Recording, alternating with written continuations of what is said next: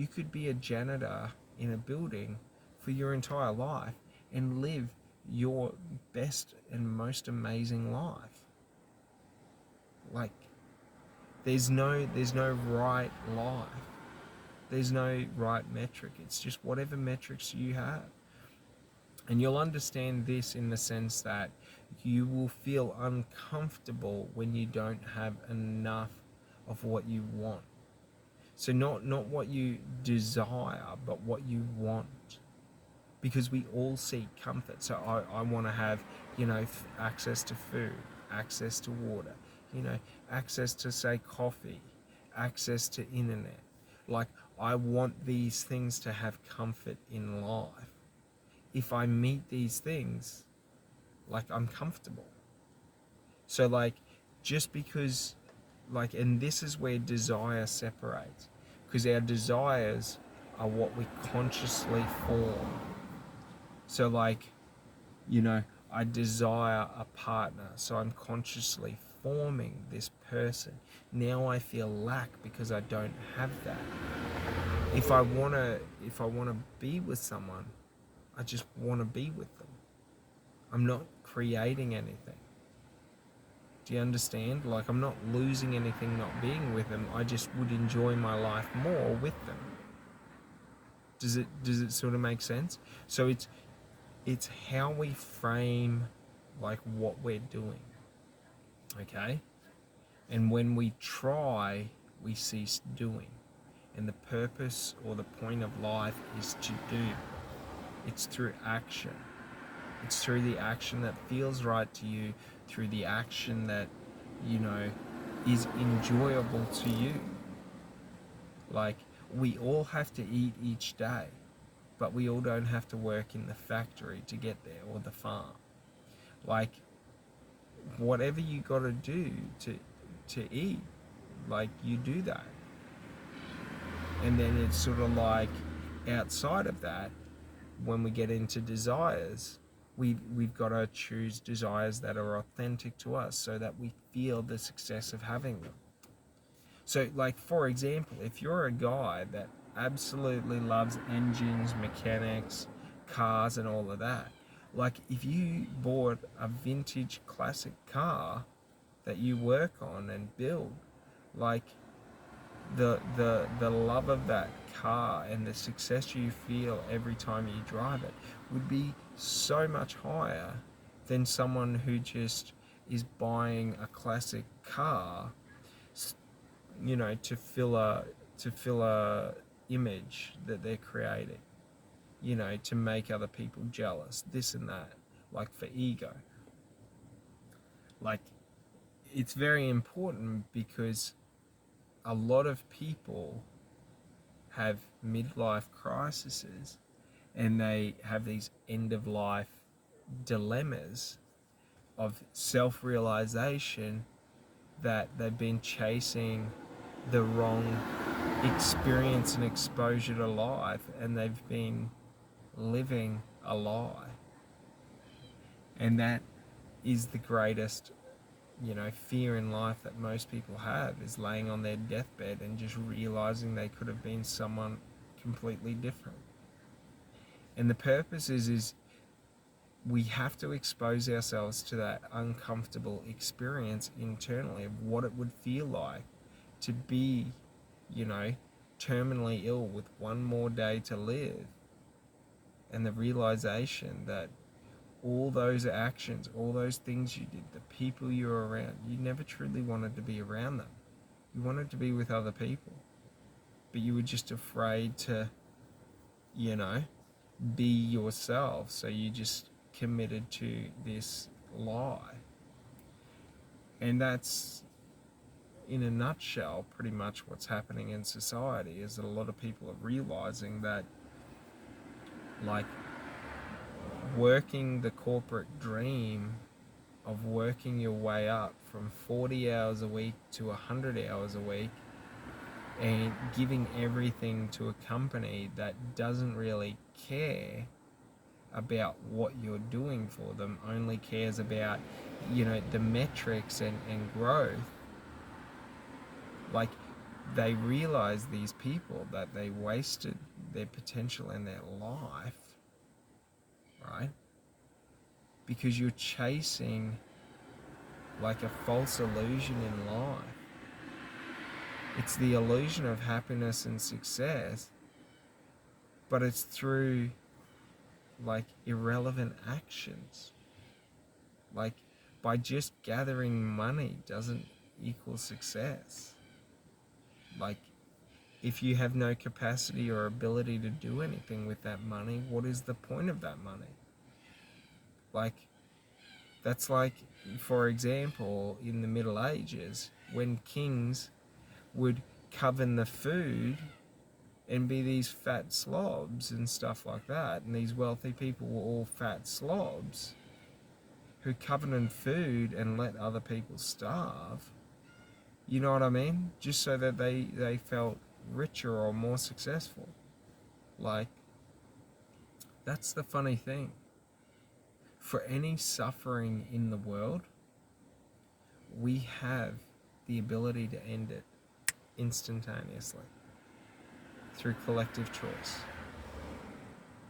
Just to the same, internally, we are able to end any suffering and achieve any result instantaneously.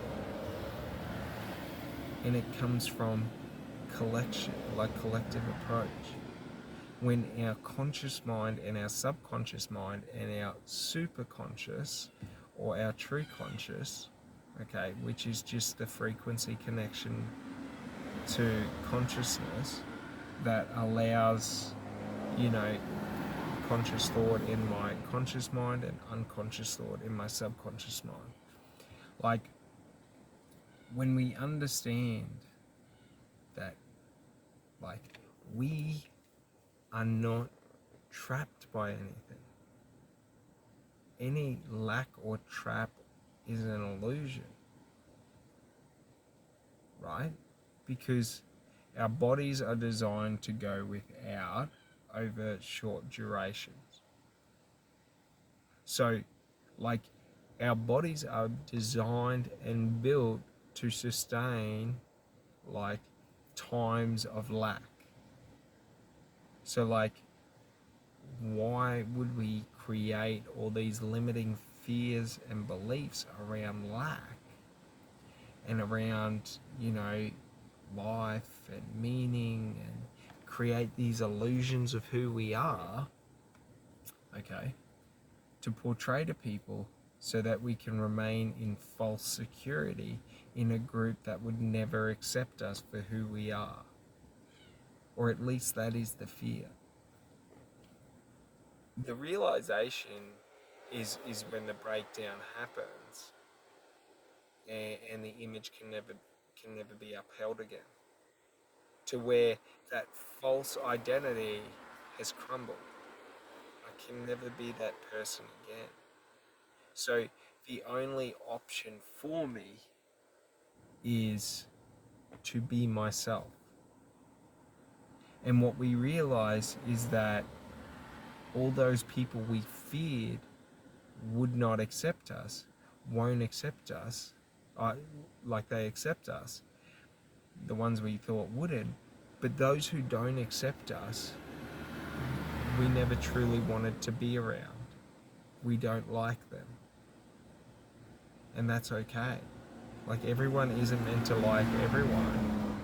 And the point is, we need to have that respect to where, we have that respect within ourselves to be ourselves and be okay if people are not going to like us. The funniest thing in life with the fear around others is that we fear a concise and strategic and targeted attack from those others that would destroy us. When in truth, when we are ourselves, the attacks that usually come are lightly, like they're light-hearted in the context of, like, not much effort goes into them. Those who try to attack you are so afraid of themselves that they put no effort into actually attacking you. So we fear that we're going to be bested by someone who is superior to us, who will just pick us apart. Like imagine, you know, let's say, you had mindset issues and you were going to speak with either, Jordan Peterson or David Goggins. The fear would be that, with someone like that, they would be able to pick apart every weakness instantaneously. And we create these illusions that everyone is going to attack us like that. But the funny thing is the ones that attack in society are typically the weak ones. And when it comes to like an attack on your character or an attack on who you are or, your knowledge or experience, generally it's a very, very effortless attack that they do in the context of they put zero effort into it. And it's like there's no need to fear it. It's like in business, we fear that we're going to go out of business because our competitors are going to destroy us. But realistically in business, the companies that are focused on other companies aren't the competitive companies. They're the ones that are trying to compete with everyone and achieving zero competition. Because competition, right, comes from like specialization. So the better the experience a business gives to their customer, the more unique an experience, the more tailored, the more congruent with their offer, okay, and the more effort that's put in, the higher the experience is going to be for that buyer. Like, it's not you got to get a certain, there's no like, there is formulas and frameworks for how to do all of this, but there's no golden rule. Like, how you connect with people is however you want to connect to people, right? Like, every way is effective in its own way, right? So, like, understanding that, like, if every way is the right way, right, and every way can be successful, the way you want to do it can be successful too. It just takes time, effort, and action. That's it. Like, if you give the time and just say, I'll give 10 years to doing this. If I haven't succeeded in 10 years, I'll think about revising. And you give the effort of day in and day out. You push that boulder up that hill, inch by inch. It's okay. Just know that in life, however heavy that boulder is, you have the capacity to lift it. And the trap of life is the self-illusion that you are not as strong as you are, that you are weak. For the weak promote you are weak, so that you believe you are like them, that you lack and you're limited. When in truth, they don't understand you're never in lack. You're never limited. You can be, have, and do whatever you want in any moment. The choice is yours. You know what I mean? We've got to earn each of those moments through our actions. And we've got to compound action on action on action on action. But when the action you take is what you want in life and your desired path, it is the easiest action to take. So I hope you understand, and this gives you a bit more of an understanding about, understanding language patterns, understanding how we can either use language to associate to something or to disassociate ourselves from something. So if I seek to be strong, I must disassociate myself from weakness. While weak acts are acceptable to others, they are unacceptable to me. Like, while, you know, while some may give in to weakness, you know, like I always say, put a gun barrel to my head, I will pull the trigger for you and take away your option to pull the trigger. Like, if my only option is death, I will do it in that context.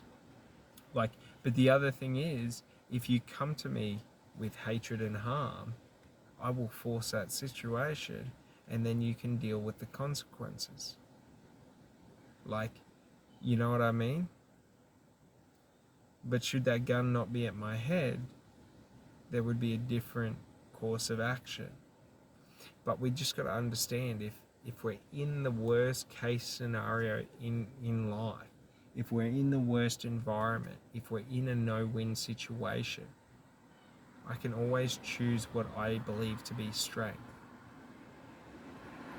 I can always choose that path, and that's the easiest path to take, because no matter the outcome, like, all I did was follow my path.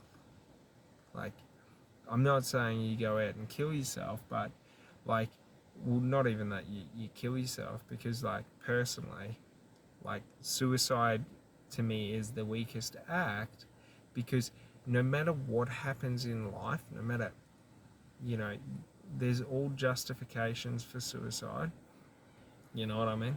But no matter what happens in life, no matter, you know, how bad it gets, like, you can always turn to people and ask for help. You can always talk to people. While many people will reject you, there will be people that will listen. So no matter what you're going through, the action of strength, if you ever felt, you know, suicidal, would be to start opening up to people, to start talking to people. I can promise you, if that were the case and you were suicidal, if you walked around and door knocked every psychologist in your town, one of them would take you on free of charge. Like, but the thing is we create these narratives and these limitations that we can't do this or that, when in fact we can go and do whatever we need to do whenever. And it's just a choice. And the choice is always between, am I strong or am I weak? Do I have capacity to overcome any and everything, or am I at the mercy of everything? And this is very important, because it's all just an optical, well, not an optical illusion, but it's an illusion in our mind through perception. So we just got to understand, when I feel hopeless and lost, I've just got the wrong perspective, and I need to shift it over to one of hopefulness. And if I force the hopeful perspective, eventually it will become a habit. All right, well, you guys have a great day, and I'll talk to you later. Bye.